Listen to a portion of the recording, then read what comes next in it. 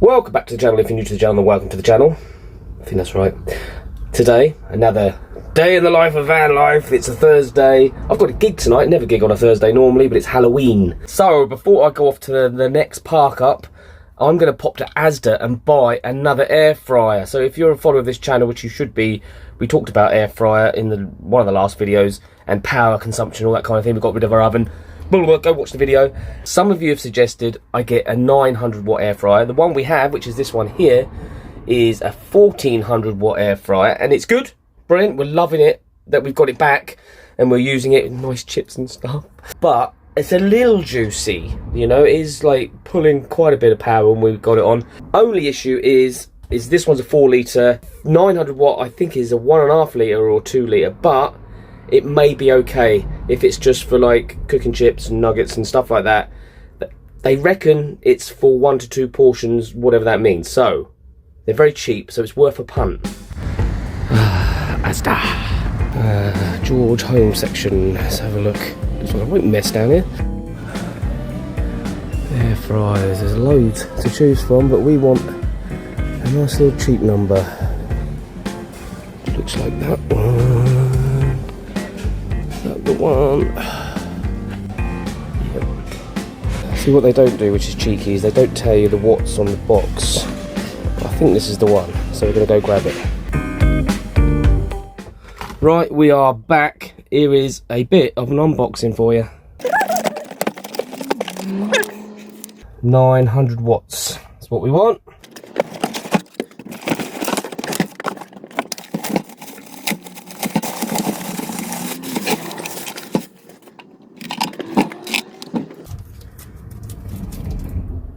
And there it is. It is an air fryer, of course.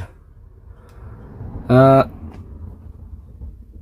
that's it really. Now to compare, this is the 4 litre, this is a 1.5 litre.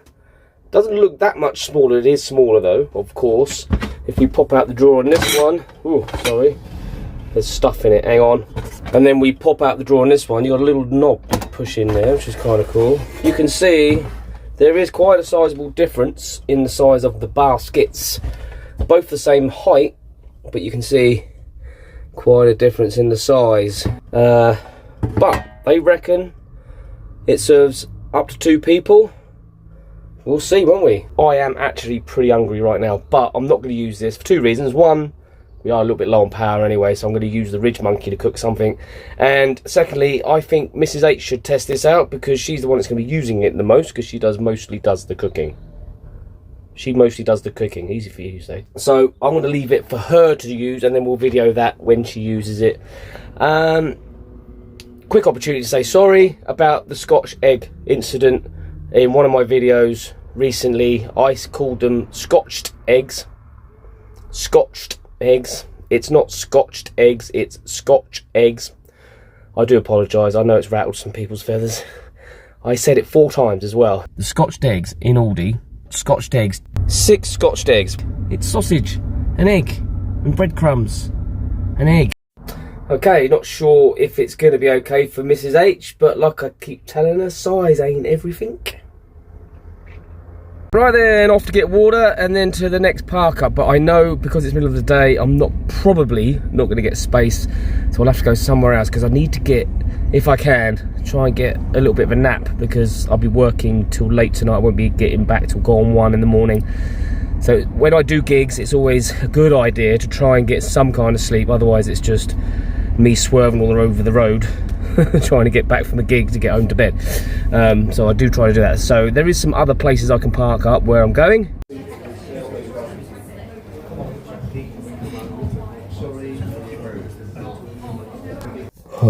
Reality of van life. Sunday at my daughter's van, her boiler has completely gone kaput, so we got a second-hand one the other day. Tried to fit it yesterday, and the electric connections are completely different, so me and her boyfriend spent hours trying to figure out how to wire it in, and we're back today to continue the battle.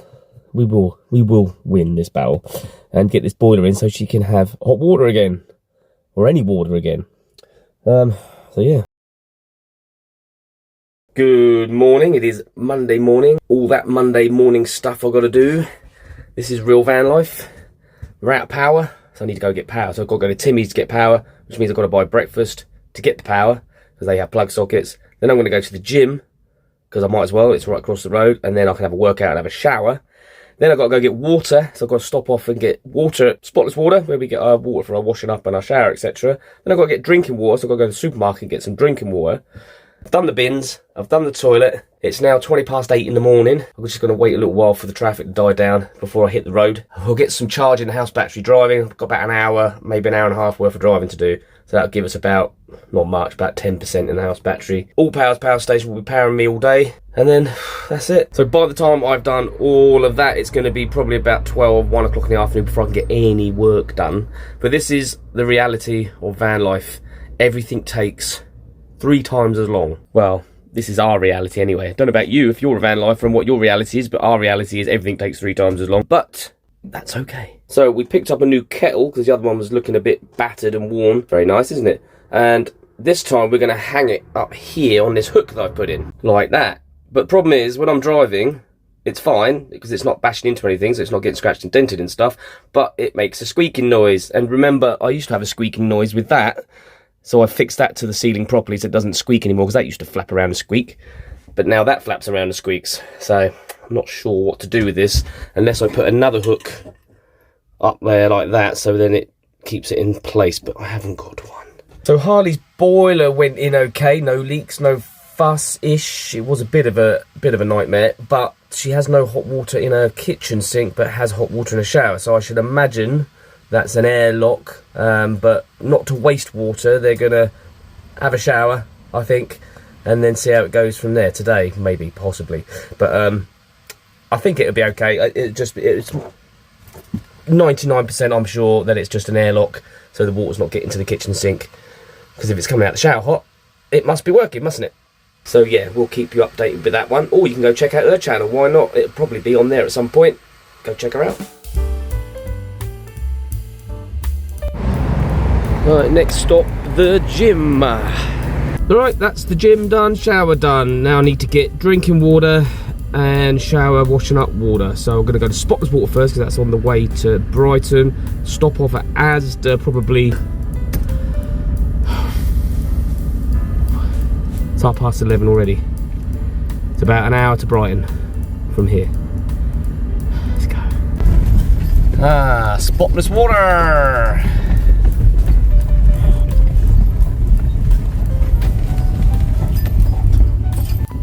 Right, that's the water filled up. Only £3 this time, 60 something litres.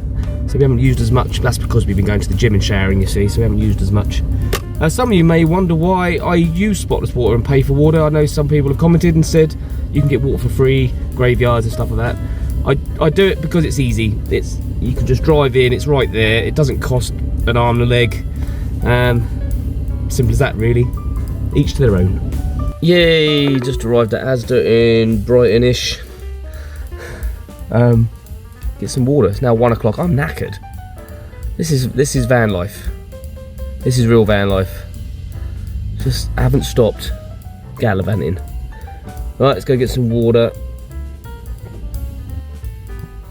Actually getting a little bit of sunshine. Quick, grab it, grab it. Right, a little bit of an experimentation going on here. I've got these 2 air fryers. This one is a 4 litre 1400 watt air fryer. This one is our newly bought 1.5 litre 900 watt air fryer. And here we've got, for the 4 litre, a load of chippies, and for the 1.5 litre, a load of chippies, the same amount. This one looks more because it's a smaller basket, obviously, but they are the same, more or less. So what I want to know is, can the 900 watt air fryer cook the chips in the same time as the 1400 watt air fryer to the same consistency? So they're done. I don't know. Do you know what I mean? So we've got it going into the all powers. We're on 84% on there. So let's stick the chips in, see what happens. Here we go. Stick it in, set the timer for 10 minutes. Now, how do you start it? There it goes.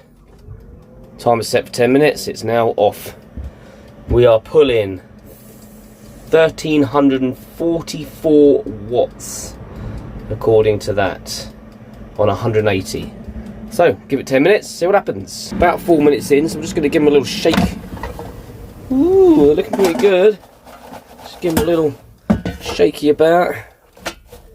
Well, they're no longer frozen, that's for sure. I don't think they're going to take 10 minutes. Go. So I don't know if you can see that display, but it's now dropped down to 21 watts. That's how these air fryers work. They kind of cycle through.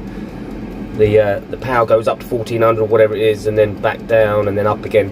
So that's why they are efficient. So we are kind of 6 minutes in, I think. Yeah, roughly 6 minutes in. And we're down to 71%. So we've used, what's that? We've used 13% so far. It's not too bad. Right, it's been 8 minutes and they're done. Just ate a couple just to test. They are definitely done. I don't want to do any more than that. That's good for me. So we're going to do 8 minutes on the other one and see if they are the same. Right, in we go. 180 degrees, 8 minutes. Let's see what the all powers is doing here. So we're only taking 892 watts, 891. And it says it can run that for 44 minutes from here. So we'll come back in 8 minutes and see. We'll do a shaker halfway like we did with the other ones. So the 1400 watt air fryer used about 17% of our all powers. I've noticed this one is going down a lot slower than it will do because it's only using 869 watts as opposed to the 1300 and whatever it was a minute ago. This is a very, very, very precise scientific experiment, you know. So only a few more minutes to go and then we'll see what these chips are like. We'll compare. It does say on top of the air fryer, frozen chips should take 18 to 30 minutes. But I suppose that depends on how many you put in there. But we'll see. Alright, moment of truth. The 900 watt air fryer used 12%. I had to do some quick math then. Used 12% of the battery. The 1400 watt one used 17% of the battery. Both cooked the chips for 8 minutes from frozen. Alright, this side is the 1400 and this side is the 900. There's not a lot of difference in it. I think this side they've done slightly more. That's me eating. But there's not a lot in it at all. So, to conclude, it is better having the 900 watt. It cooks it in the same amount of time, so almost the same. There's really not that much in it. Maybe I could have done with another minute or something on the 900 watt just to crisp them up a little bit further. But, so it does save you energy, and that does, so the 900 watt will cook the chips just as good in the same amount of time as the 1400 watt, saving you about 5% on your battery. Now I'm going to enjoy this massive bowl of cheesy chips. So there you go, 900 watt, 1400 watt. Bit of a silly experiment, I know, but probably didn't tell you anything you didn't already know. But yeah, that cooked the chips really nicely, that cooked the chips really nicely, that used more power, that used less power in the same amount of time. So this one we'll keep for off-grid, definitely. And this one we'll keep anyway, and then when we go to a campsite, we got two. Why not?